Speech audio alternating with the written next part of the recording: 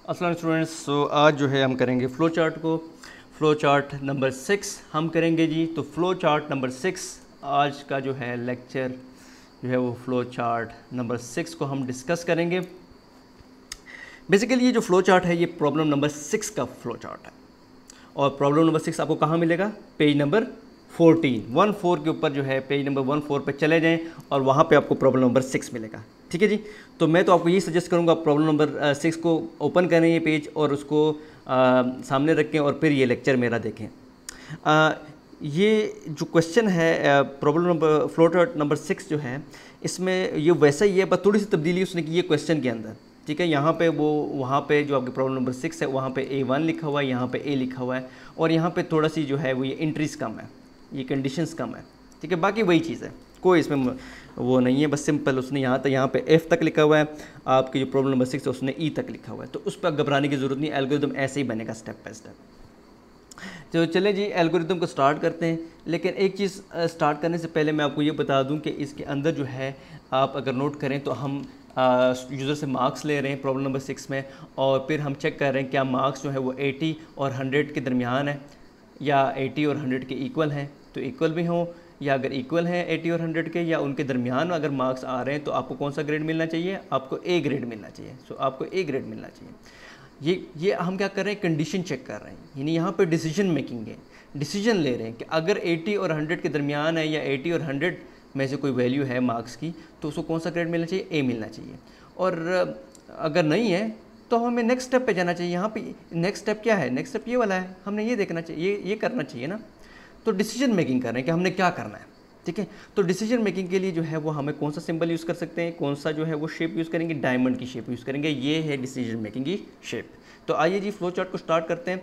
तो flow chart जो है वो स्टार्ट करने से पहले मैं आपको बता दूं कुछ शेप्स के बारे में। ये जो मेरे इस तरह की शेप है ये स्टार्ट एंड स्टॉप के लिए यूज़ होती है। ये वाली जो शेप है ये थोड़ा सा जो है वो अगर आप रेक्टेंगल बनाएं और उसको एक कोने से खींच लें तो इस तरह की शेप बनती है। आपकी किताब में बिल्कुल वाज़ेह तौर पे ये शेप बनी हुई है, मैंने इतनी अच्छी नहीं बनाई। ये इनपुट और आउटपुट के लिए शेप बनेगी, डिसीजन मेकिंग के लिए ये डायमंड की तरह की शेप बनेगी और प्रोसेसिंग के लिए आपको ये रेक्टेंगल बनाना पड़ेगा। तो जी चले जी स्टार्ट करते हैं, इसका फ्लो चार्ट बनाते हैं। एल्गोरिदम पे ये प्रॉब्लम नंबर 6 के ऊपर लिखा हुआ है, उसी को सामने आप खोल के इसको देखें। तो ये आपने पहले प्रोग्राम को जो है फर्स्ट स्टेप के अंदर क्या है, प्रोग्राम को स्टार्ट करना है और फर्स्ट स्टेप के अंदर ही आपने दूसरा काम क्या करना है? आपने इनपुट लेना है, आपने कीबोर्ड की मदद से मार्क्स इनपुट लेने हैं। ठीक है जी, और मार्क्स इनपुट लेने हैं और ये जो डायग्राम है ये आपने क्लियरली यूज शो करनी है। अगर आपने डायग्राम गलत बना ली पेपर में तो आपको मार्क्स जो है वो नहीं मिलेंगे। ठीक है, तो फुट्टा ले जाइएगा, आप अपने स्केल की मदद से इसको ड्रॉ करें। मेरी राइटिंग इतनी अच्छी नहीं है, बहरहाल आपके पेज नंबर 23 के ऊपर ये फ्लो चार्ट बना हुआ है, आप उसको देख लीजिएगा। ठीक है, ये वाली शेप मैंने बनाई है। ओके जी, नेक्स्ट जो है हमने क्या करना है?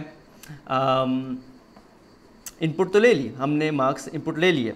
अब अगर आप अपनी किताब में देखें पेज नंबर 23 के ऊपर जो फ्लो चार्ट है, अगर आप उसमें देखें, उसमें जो क्वेश्चन को देखें, उसने कहा है कि पहले क्या चेक होना चाहिए? पहले ये चेक होना चाहिए कि मार्क्स जो हैं वो क्या होने चाहिए। आपके जो मार्क्स हैं, यानी कि मार्क्स, चले मैं लिख लेता हूँ यहाँ पे, मार्क्स जो है वो 80 एंड लिखा और लेस देन इक्वल टू 100। अगर इन दोनों के दरमियान अगर मार्क्स उसके हैं तो फिर उसको कौन सा ग्रेड मिलना चाहिए? उसको A ग्रेड मिलना चाहिए। तो हमें नेक्स्ट स्टेप हमारा क्या है? हमारा नेक्स्ट स्टेप है डिसीजन मेकिंग। जी, नेक्स्ट स्टेप हमारा होगा, क्या होगा? डिसीजन मेकिंग होगा। ठीक है, हम डिसीजन लेंगे कि क्या मार्क्स जो है वो 80 और 100 के दरमियान है। ठीक है जी, तो अगर 80 और 100 के दरमियान है तो फिर क्या A ग्रेड मिलना चाहिए ना उसको, तो A ग्रेड दे देते हैं उसको। तो पहले यहाँ पे डिसीजन मेकिंग होगी, तो डिसीजन मेकिंग के लिए आपको जो है वो, ये मेरे ख्याल में काम क्यों नहीं कर रहा tool, let me select the tool again. अच्छा जी, ये आपने ऐसे डायमंड ड्रॉ करना है, तो यहाँ पे डिसीजन मेकिंग होगी जी, डिसीजन मेकिंग होगी। और यहाँ पर वो आपने ये देखना है कि क्या उसके मार्क्स 80 से ग्रेटर है कि नहीं। 80 और 80 से, अगर 80 के इक्वल है तब भी A ग्रेड मिलना चाहिए और अगर 80 से ग्रेटर है तब भी A ग्रेड मिलना चाहिए। ठीक है जी, तो आपको क्या करना पड़ेगा? यहाँ पे ये लिखना है, तो यहाँ पे मैं लिख लेता हूँ मार्क्स, ठीक है जी, ग्रेटर देन इक्वल टू 80, ठीक है, and less than equal to 100। ठीक है जी, तो यहाँ पे कंडीशन आप चेक कर रहे हैं, डिसीजन ले रहे हैं। अगर उसके मार्क्स 80 से कम हैं, ठीक है, तो फिर तो अगला काम होना चाहिए, अगला स्टेप होना चाहिए उसका, ठीक है, क्योंकि मार्क्स तो 80 से कम है तो फिर तो ए ग्रेड ही मिलना चाहिए, ठीक है ना। अगर नो है, नो नीचे लिख दें। अगर नो का मतलब है कि 80 से लेस उसके मार्क्स हैं तो फिर नो की तरफ हम जाएंगे, हम नीचे जाएंगे नो की तरफ। लेकिन अगर उसके मार्क्स जो है वो 80 से जो है वो ज़्यादा हैं, अगर उसके मार्क्स क्या है 80 से ज़्यादा हैं तो हमें यहाँ आना चाहिए। तो हम यहाँ पे येस की कंडीशन है। तो दो रास्ते हैं, या तो आप जो है इस तरफ चले जाएं, या तो आप इस तरफ चले जाएं।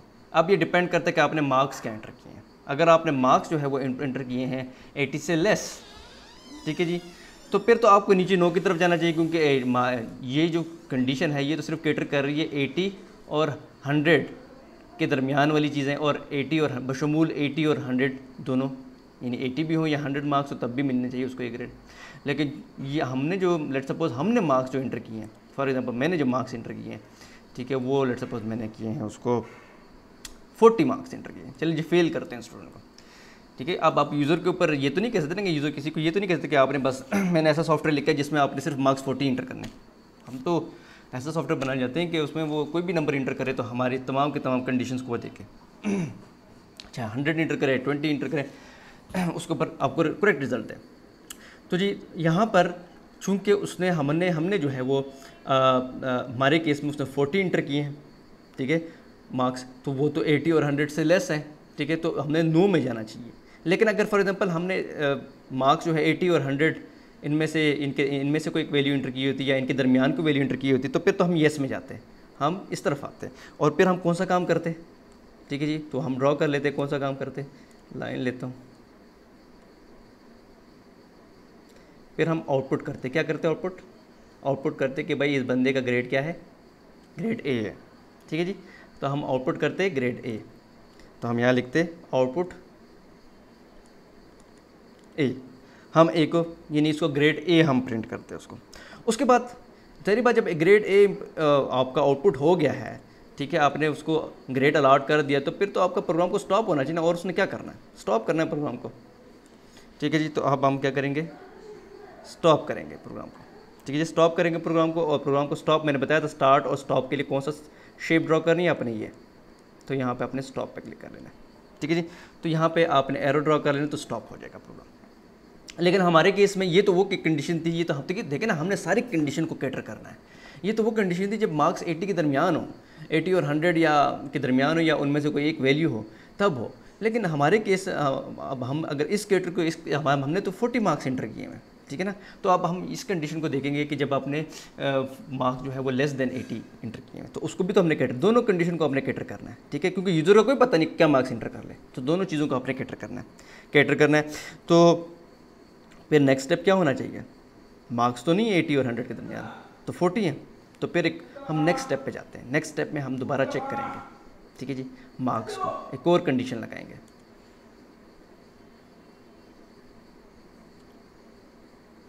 ये ले जी, एक और डायमंड ड्रॉ, एक और डायमंड ड्रॉ हो गई। उसके बाद नेक्स्ट जो है आपकी किताब में क्या लिखा हुआ है, इस नेक्स्ट कंडीशन क्या है, नेक्स्ट कंडीशन ये है कि क्या मार्क्स जो है वो, क्या जो मार्क्स हैं वो ग्रेटर देन इक्वल टू 70, यानी 70 के अगर इक्वल मार्क्स हैं या उससे ज़्यादा हैं, ठीक है, उसको ही कैटर कर रही है। एंड और मार्क्स जो हैं वो लेस देन 80 हैं। अगर ये दोनों कंडीशन ट्रू होती हैं, दोनों कंडीशन सेटिस्फाई होती हैं, तब जाके हम यस की तरफ आएंगे। अगर ये दोनों में से कोई एक कंडीशन भी फॉल्स हो जाती है तो हम नो की तरफ जाएंगे जी। तो क्या हमने जो मार्क्स, लेट्स सपोज कंसीडर करते हैं कि हमने मार्क्स जो है वो 70 और 80 के दरमियान में कोई मार्क्स डाले हैं, ठीक है, ये 70, तो लेट्स सपोज हमने डाले हैं 71 डाले मार्क्स, तो 71 जो है वो सही बात है इस कंडीशन को फुलफिल कर रहा है, जो है वो आपके अपने अगर मार्क्स 71 डाले हैं तो वो 70 और 80 के दरमियान आते हैं, तो कंडीशन ट्रू हो रही है, इसका मतलब हम यस की तरफ जाएंगे। तो फिर उसको कौन सा ग्रेड मिलना चाहिए, अगर उसके मार्क्स 71 है तो फिर कौन सा ग्रेड मिलना चाहिए, उसको ग्रेड बी मिलना चाहिए।